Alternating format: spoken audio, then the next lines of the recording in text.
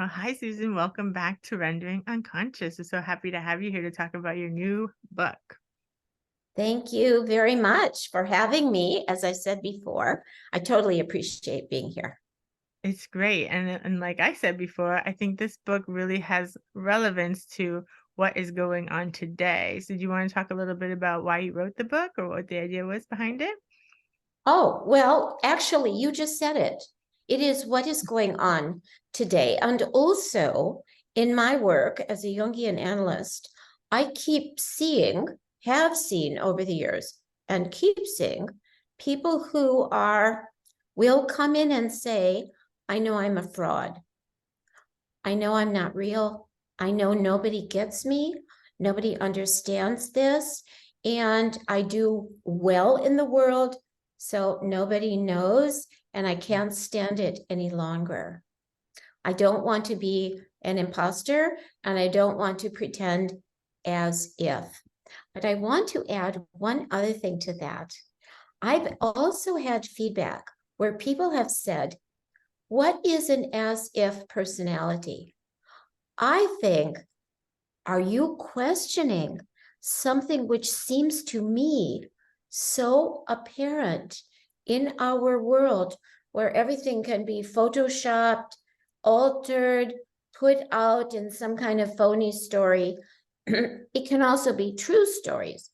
But I think that comment of what is an as if personality shows a certain amount of unconsciousness that goes on as well.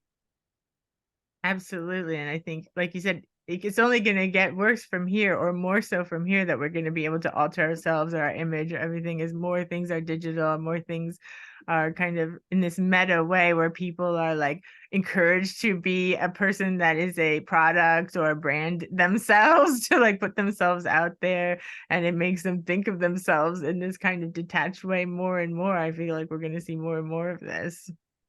I agree with you. I think even as you said that, how many times I get on the email about, do you want to improve your brand? Not yourself, your Mhm. brand is quite a different story. And I think that we are, you're right, encouraged, and even little children are encouraged to put themselves out there in a way that might not be true. And how do we even know what is true? How do we know? Who teaches us? So those are all reasons that I wrote the book, but also because I think that underneath that part that says I'm fraudulent is somebody who wants to be real and just doesn't know how. So analysis and therapy to me is you learn to be yourself. Mhm. And in a supportive place, it's not that you're ideal. That's the other problem, to be ideal or perfect, but to be really you with your lovely flaws and lovely things that work and don't work, and to accept it. Mhm. Yeah, exactly. I feel like analysis has really come to be that, also like learning what kind of things you've internalized and the ideas of what you should be like, and like where did you get that idea from, and like, who projected that onto you? Was it society, your parents, or where did you get that idea? And learning to realize like what is really you, or what do you really want to be, versus what has been like kind of put into you by the outside world. Yes, and I think that is culture, it's family, it's peers, uh, partners who encourage a level of unreality and be who they want you to be. And then people fall into it. I think one of the things that we learn in analysis and therapy is how to reflect. Just like you said, how to reflect on what we learned, who we are, how do we want to be? And one other thing as well. Somebody just today mentioned about aging, and I do talk about aging in the book. And I think that no matter what age we are, there is something in the Western culture, you could say, that doesn't honor it. Mhm. Yeah. And people learn, oh, either they can't do it or they have to deny who they are They have to deny aging, and they don't get to love it through their whole life. So that's another aspect of, I think, what happens with people, and it's also encouraged. A lot for women. I think Mhm. for men too, but in a different way, but a lot for women. Yeah, absolutely. And also Mhm. like detachment from the body, like wanting to have your body be a certain way, and you talk a lot about the body and the shadow and I talk a lot about the body and the shadow both, partly because I think that the body gets left off, not with everybody, not with everyone, but in many therapies and analysis, people, when they talk about the head, but the whole body, how do you feel about your body? Are you in touch with your body? Are you numb? Are you empty in your body? Do you even feel what it is like to be yourself in your body? And I think that we tend to jump over that, and I don't think we need to. And I think it's important that we don't. And the shadow, in Jungian psychology, it would be the parts that are the potential and also the parts that we want to hide. So on both sides or on all sides, you want to be able to bring that out. It's not really so much encouraged to access shadow or access your body, no matter how it looks. Because how are you going to be embodied if you are always feeling, I don't look right? Then you're constantly on that routine of, I have to be better. I can't be me. I'm not all right. I'm not all right. And then I'm not all right again. It's a dead end. it's never It's good enough. Mm. never good enough and never real enough. And I think that, I mean, I say Western culture because it's what I'm familiar with. I don't know if that's true in all cultures. I think in some, I don't think in all, but I think it is very prevalent in the West. And you can't get there. You can't be young enough. You can't be thin enough. You can't be gorgeous enough. You can't be smart enough. I mean, it's an unending story promoting be phony. Don't be your real self. Yeah. Yeah, and it's So like more and more aspects of ourselves are getting cut off, and the as if personality is getting like narrower and narrower of like what it can be. It can be this, and this is the only thing we can show, and it's not even really feeling real or authentic to ourselves. exactly. There is an aspect of the imposter syndrome and the as if personality, which shades into narcissism and Echo. And so Echo loses her body because she wants the attention of Narcissus. And he doesn't look at her at all. And I think that is also an image of what goes on inside. So I think a lot of people don't reflect internally. They don't know how to find their own, you could say, yeah, their own correct body.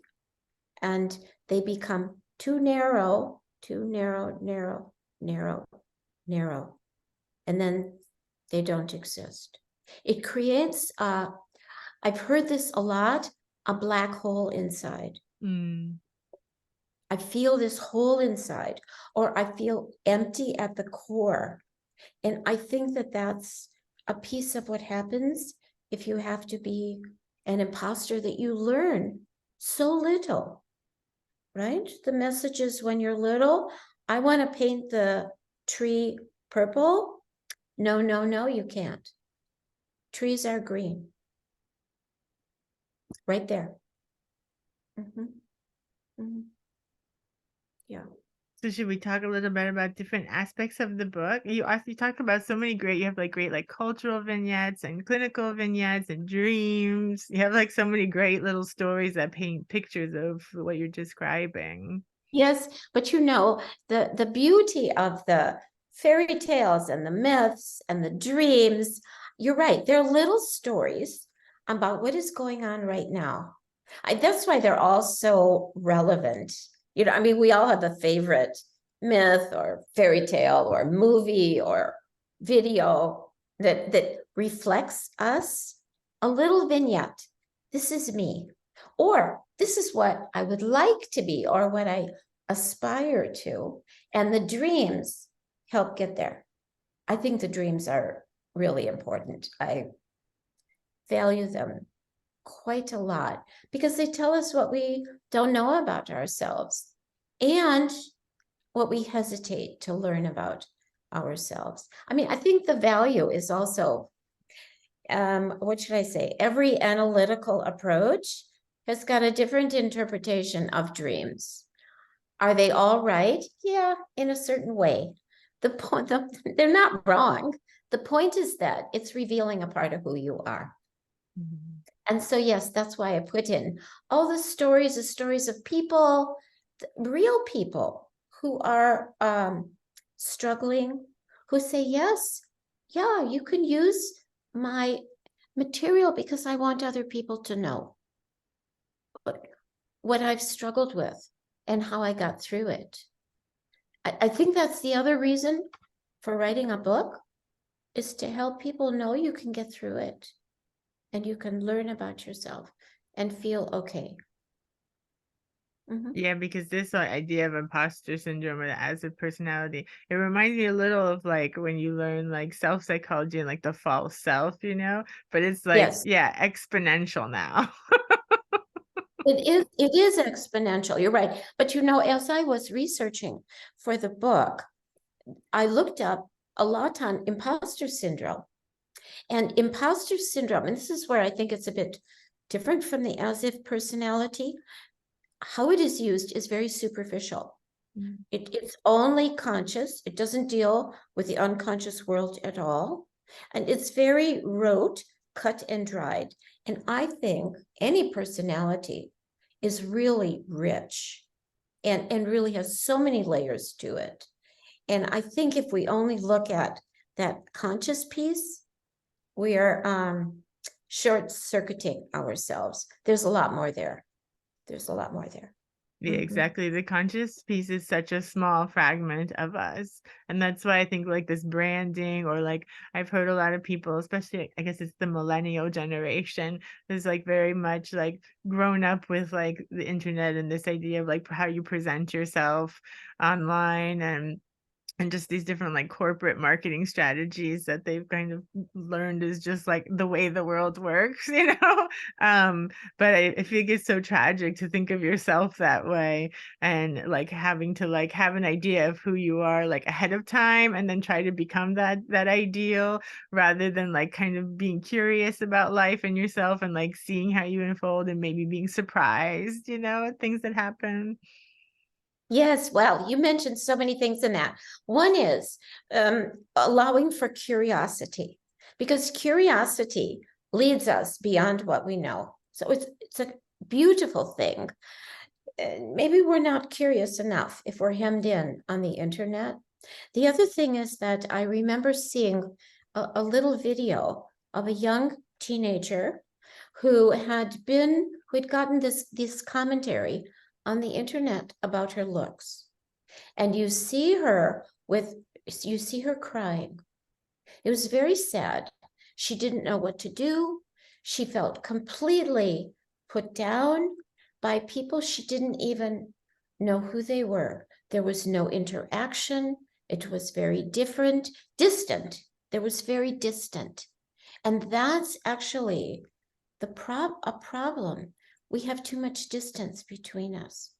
I mean, although we are talking through a computer, we're talking about real things. But oftentimes we find, this kind of conflict with social media, because it can be wonderful and it can also rip apart a personality very much. And children, they're children. Many did also, the generations that are happening, they don't know another way. Yeah. Just like you said. And so we could almost imagine, what is our world going to come to then?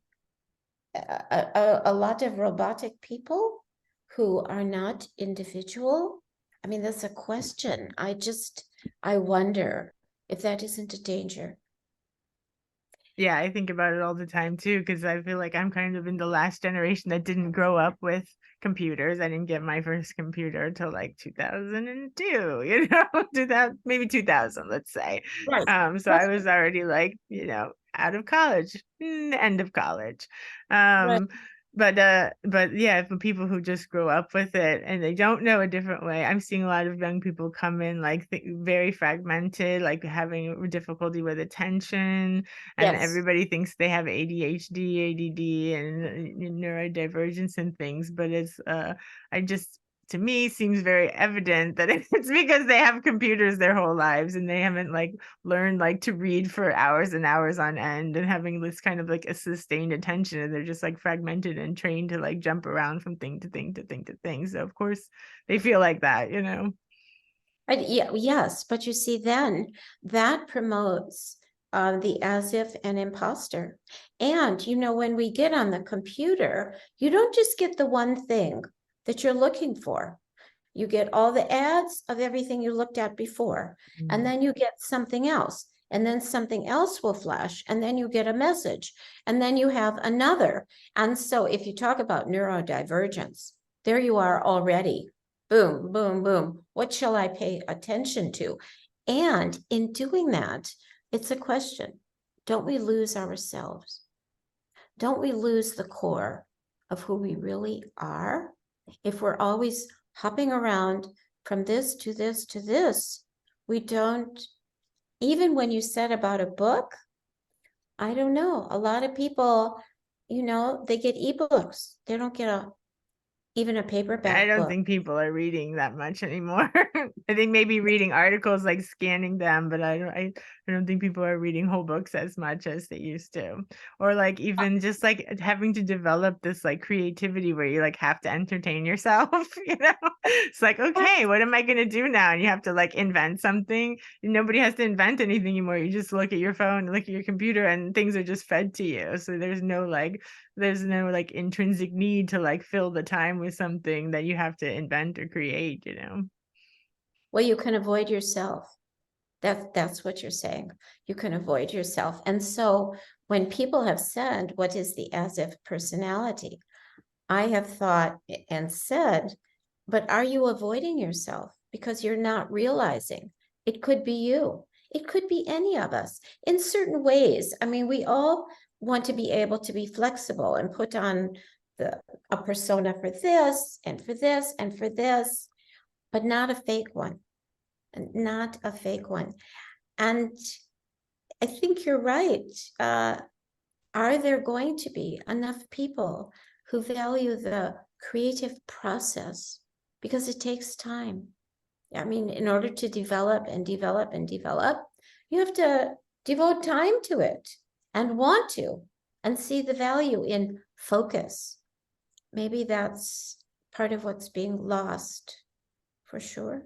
Yeah, focus and sustained attention is precious. I mean, I've noticed myself, like my own attention got worse for a period, so I've intentionally like make sure that I read for like an hour a day so that I'm like sitting and reading and not looking at the phone. Or like, what did I used to do like at this doctor's appointment instead of looking at my phone? It's like I used to bring a book with me and have a little book with me in my purse everywhere I went. So I'm trying to like remember that and get back to it. But like you said, like people that didn't grow up having to do that, they don't have a before to get back to. So this is just how it is. That is true. I've found that when I'm on an airplane or sitting at the doctor's office, just like you said, I do bring a book and I feel, wow, I'm different than all these other people who are not on the book. They don't even think about bringing a book. And I think about bringing a book because I like the feel of it because I'm used to it. It's what we are used to. So actually what we're saying is how many people get used to being imposters and then they don't even know that they are imposters. It's not even on the radar. They're so used to it. It's very sad in a way. On the other hand, I do think that the people who come in and can say, I'm not being real. I know it. I know I'm kind of It's not that they're lying, but they're kind of lying. And then to really get that honest feedback of, are you really being yourself? And have you even thought about who yourself is? And the self comes through the dreams. If we go back to that, the self comes through the dreams. And so if you write down your dreams and you pay attention to them, your self is going to come forward. It's like natural. And maybe there's something in all of this about getting back to one's natural self, your real self.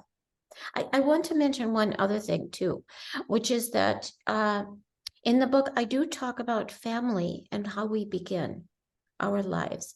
And again, in this book, like my other one on the absent father, I do kind of focus more on the effect of the father. And the reason is that so much former psychoanalytic and psychology literature focused on the mother as the one who shapes the child in good ways or not good ways. And I'm not sure if that mother figure, whoever is the mother, I don't think it's bringing in enough of the effects of all people that can influence a child and bring the reality of the child out.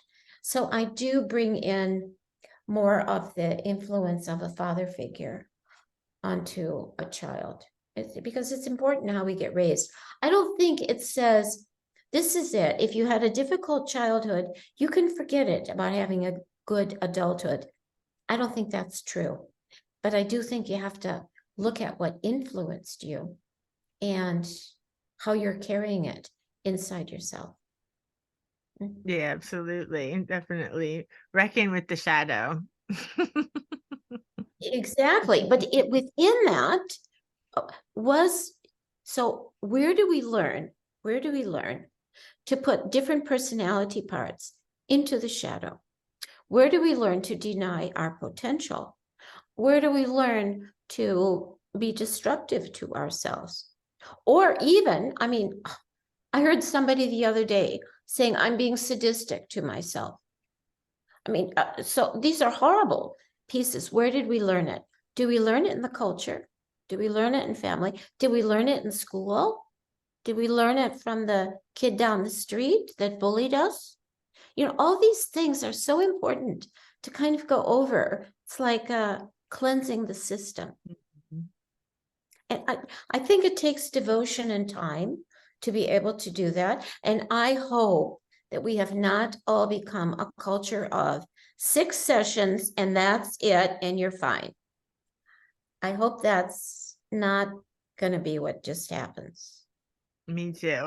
I like to believe that psychoanalysis and analytic psychology is becoming more popular than ever. That's my dream. And in my tiny corner of the world, I feel like people are getting more interested in it. But of course, I only have this tiny view of the world. but you know, the Swedish healthcare system, for example, they do the 6-session thing. But everyone I know does the long-term thing. But you know, I think also that's kind of what both of us are promoting, is talking about something that takes more time, the value of one's personality and learning how to value one's personality. And I would hope the same thing, that that a longer term approach brings somebody into themselves and has them appreciate who they are, and that they realize they don't have to retain a false front, that the real can come through. It's such a vulnerable position. That is the other piece. You have to be very vulnerable to be yourself and take off that as if facade and cover. It can be very exciting, I think. But of course, you know, when you're more familiar with being totally oneself, you can say it's exciting. When you're just starting on the process, you can say, oh my gosh, this is a deal. It's anxiety provoking, yeah, for people, especially starting out. But yeah, I think like you said, that like this shorter term treatments, they really might kind of help bolster the imposter, you know what I mean? And just like making you stay in that, or like learning how to kind of ignore the parts of you that are trying to break through to help you like become more authentic, or like listen to yourself and how you really want to be in the world. But I feel like the short-term treatments might just kind of like ego psychology, like bolster up the defenses so that you block those things out, and that's not good. No, because you only learn about yourself when the defenses are able to come down. And yet, I think also a lot of people go into therapy and they say, I have this one problem. So I have one deal, and that's all that they want to do. But I think if one gets hooked on the excitement of knowing yourself, the one expands farther. And you say, oh no, I want to stay longer. I realize there's a value to the depth of my being. And that's what I think is underneath the imposter syndrome and the as if personality, is I want to know myself. I talk about this in the book, but I always think it's kind of interesting that a woman psychoanalyst in the 1940s came up with the term as if personality. But her name was Helena Deutsch, and she was a Viennese psychoanalyst and wrote one of the first books on the psychology of women. But what she said was the as if personality is more prevalent in females, but of course this is the 1940s, so it's a different era. Like our era determines ourselves as well. And then also the person was not just mostly women, but unanalyzable. Like forget it. And that's not really true.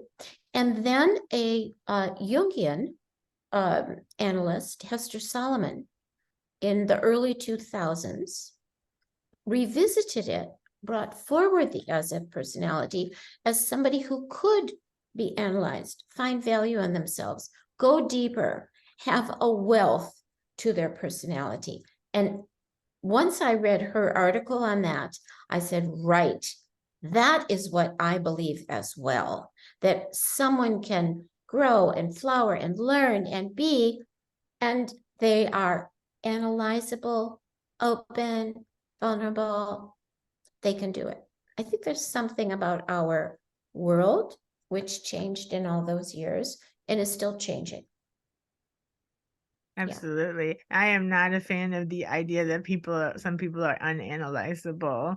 I have not found that to be the case. And I've worked like psychodynamically, with people who are psychotic or schizophrenic. And, sometimes maybe have to bring them like a little bit of grounding if they seem to be getting too far into like fantasy and it seems to be not in a good way, like maybe there's some exercise to ground, like you don't have to do total like psychoanalysis, pure psychoanalysis or whatever, but I also don't believe in that. But like, yeah, there's absolutely ways to work. Everybody can look at their like fantasies and dreams and learn more about their mind, and it helps them, it helps everybody to learn more about their mind. I agree with you. I've not met anyone who I thought was unanalyzable. I think that not the trick, but what might be difficult is these people are quite vulnerable and tender inside, so they could tend to jump away. But I think if you can establish a connection and relationship, that's what they want, and they will absolutely stay for sure. I think the other piece is finding a delight in the symbols that appear in the dreams. So the relationship in therapy, I think, really helps people find themselves. I mean, how else do you find yourself if you don't find yourself in a relationship? But also the symbols that come in the dreams, even simple symbols like food or a place or your house, and what that means and how it unfolds, people become enchanted with who they are. And they want to know more. So it can be incredibly hopeful, not unanalyzable. I agree with you. That's why I went through that little story about where the as-if personality, what it evolved from. Of course, the other piece also is that women and women as patients were in the beginning of psychoanalysis. Their psyches were the ones that actually Freud worked on most of all. It's quite interesting if you kind of follow it. And now currently even, although I think there's quite a few men that are in analysis and therapy, probably there's still more women that are. Maybe there's, I don't know why, something culturally related, what we get grown up to be, many factors that are there. Absolutely. And I do appreciate what you talk about the family and the father. And I have your absent father book back here too. And everybody should go listen to that episode as well. Well, you know, it's related because it speaks about, so both of them speak about, because I'm kind of interested in this place of absence or a void or that black hole. All of, because within that, under it, around it, is the potential. It's just sitting there waiting to be tapped. And that's what I find incredibly exciting about dealing with people. Okay, go into what you didn't get and fill it. That's the absence. Fill the absence with something different. It's more, that is more who you are. Yeah, and it fits for you.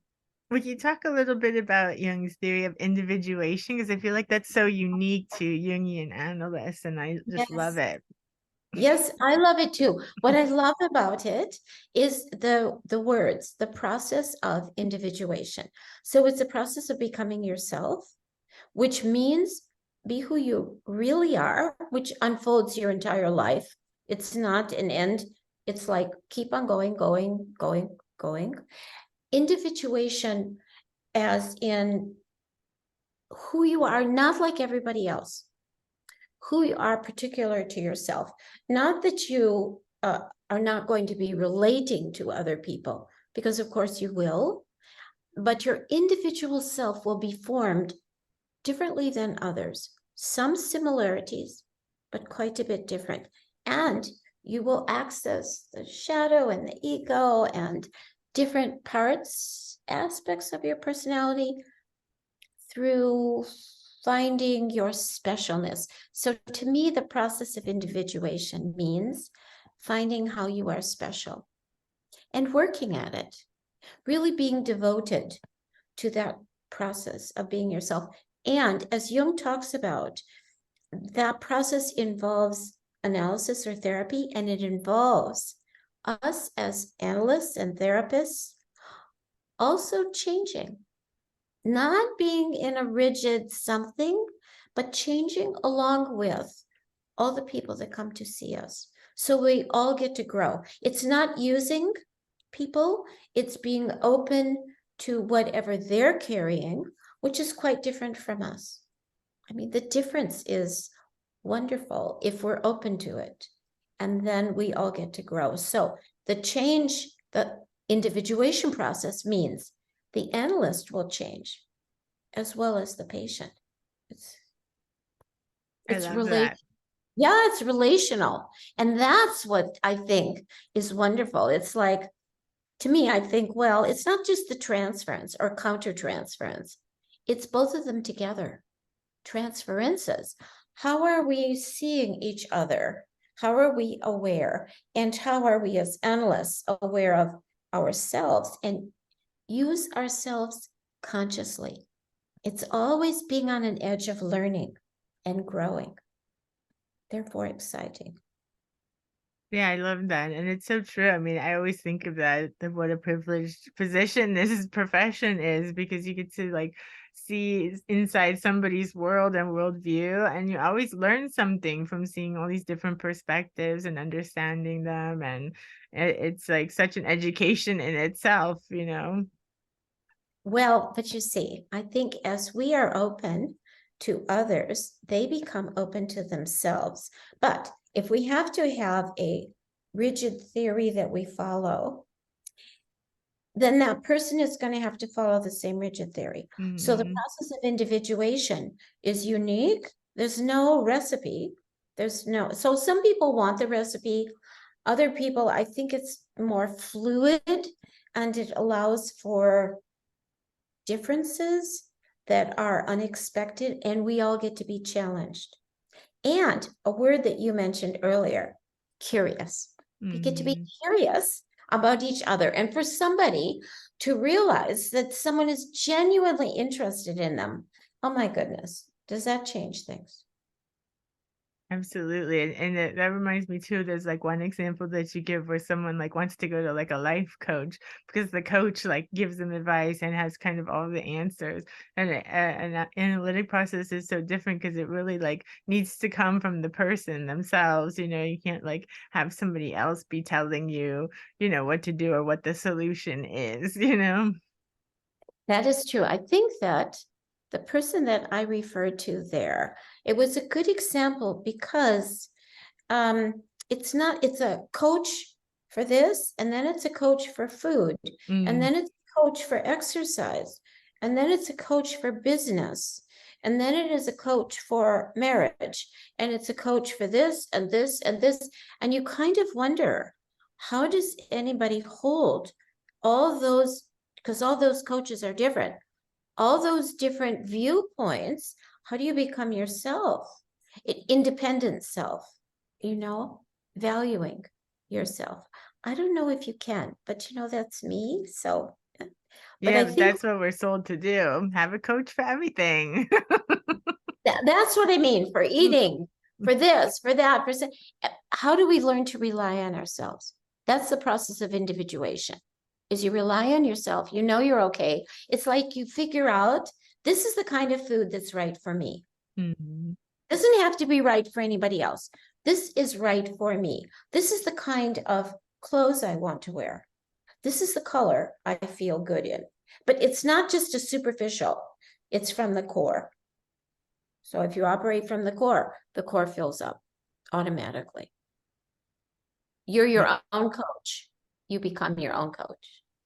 Yeah, that's what people really need. We need people to be able to trust themselves and their own perspectives and be curious about themselves rather than feeling like they have to be something for everybody else, be things for everybody else, and also do what everyone else expects of them or what they should do. Yes, but you know, that is also our challenge as analysts and therapists, is that who we work with, we impart with, so it's a with process and a trust in their own, finding their own way with us. But I think, again, the relational quality is so important that it's not somebody, because then we create kind of a strange dependency, and then they have to always be asking us what they should do, which isn't really very helpful for being a person. Yeah, exactly. I always tell people like at the end of this, you won't need me anymore. Like that's that's my goal, is that you don't need me anymore and you just go on and keep doing it for yourself, you know. Then you can Yeah. always come back if you want, if you're going through a stressful time, but you know, eventually you just like internalize the process and are able to just trust yourself. Yes, but I think what happens, because I was thinking the same thing that as you were talking, that what gets internalized is the analyst or the therapist is inside of the person, and they know that they know they've changed. They know they have changed. In Jung uses a lot of you know, like initiations and a rebirth, but it happens, you know, it's not some kind of in the sky thing. You find yourself changing almost unwittingly because you're focusing on yourself and you're going to change. And that in and of itself is an initiation into another part of yourself, which is like a rebirth. So it's one thing after the other, constantly moving without a frenetic, running, manicky kind of way. It's an evolution, like the opening of a flower is what it really is. Yeah. And you actually got to train at the Jung's Institute in Zurich. I did train in Zurich. What was that like? It was quite a long time ago, and of course, like everything, it has changed as well. And there's many more institutes now in Zurich than when I went there. And it was interesting in the sense that Zurich is quite different than the United States where I live. And so it was really walking into another culture, another world, being challenged all the time, and really having to be very conscious. So it was for me, an amazing experience, because Zurich certainly does not look like where I live in the United States, nor should it. And it makes one live on another edge. And I think it's so valuable to live in another culture. You really then understand something else. And you always have to deal with a little bit unease. Did I really understand what was going on?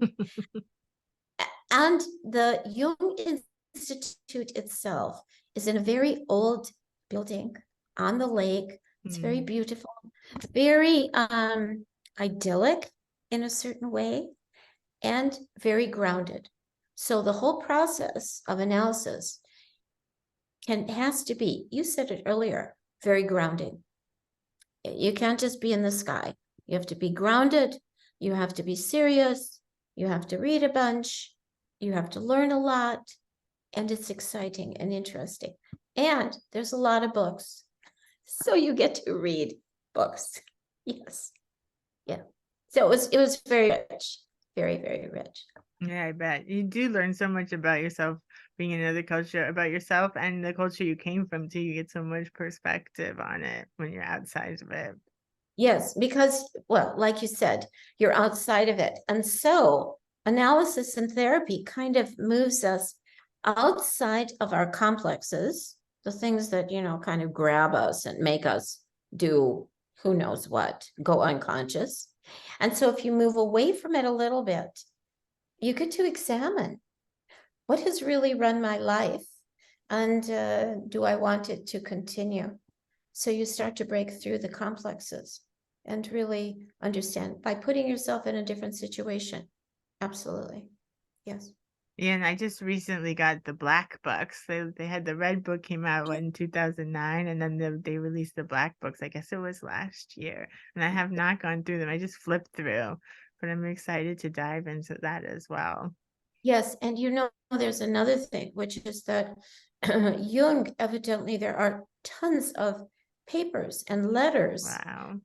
Yes, that still will be translated and have yet to be translated. I think the Philemon Foundation does that. So it's very interesting, but it's also interesting what you said about the black books, because I've heard other people also say, I got the black books and I haven't yet gotten into them. So you have to do it when it is the right moment. And just in relation to the as if or imposter, that wasn't Jung. He was like, he had a lot of faults and a lot of issues like everybody. But what he wrote was his real self and his struggles to be his real self. And to some people, it looks strange, weird, or whatever. But if you're really going into yourself, It's weird in there. It's weird in there. It's weird. It's supposed to be weird in there. Absolutely. And you're supposed to be a little afraid, a little wondering, a little, oh my gosh, am I that weird? And the answer is yes. Yes. Yes, we're And all that weird. which is why people don't do it alone. If you're really going to intensely go into yourself, you can't really do it alone. You need guidance and somebody with you in the process. Yeah, I think that's really a good point. Yeah, and I've also heard it's Freud, but somebody that used to be the chair of the Frey Museum that I know, he said Mhm. that the attic of the Frey Museum in London is like full of boxes of things that haven't been translated, and letters and correspondence and all sorts of stuff. It's Yes, amazing how much stuff there is still to get. there is. But you know, also, it is a different era because it was written on paper. So, I mean, we have history in our computers, but that was another era of paper. Quite like Jung, there's a lot of paper. There's a lot of people with a lot of paper. And it's interesting the wealth of material that still is there. And we still will uncover, quite like our personalities. It's a wealth of material. Hopefully, we will keep on uncovering it our whole lives. Yes, keeps evolving. Is there It keeps anything that you wanted to mention that we didn't get to when we were talking about this? I don't think so. I just want to say that people can find the book on Routledge's, yes, website. It's also on Amazon, Karnak, all kinds of places. And my website is susanschwartzphd.com. Yes. Fantastic. Well, thank you so much for being here again, and I look forward to having you on again in the future whenever you want to come back. Thank you so much, Vanessa. It's been a delight. Thank you. Bye. Bye.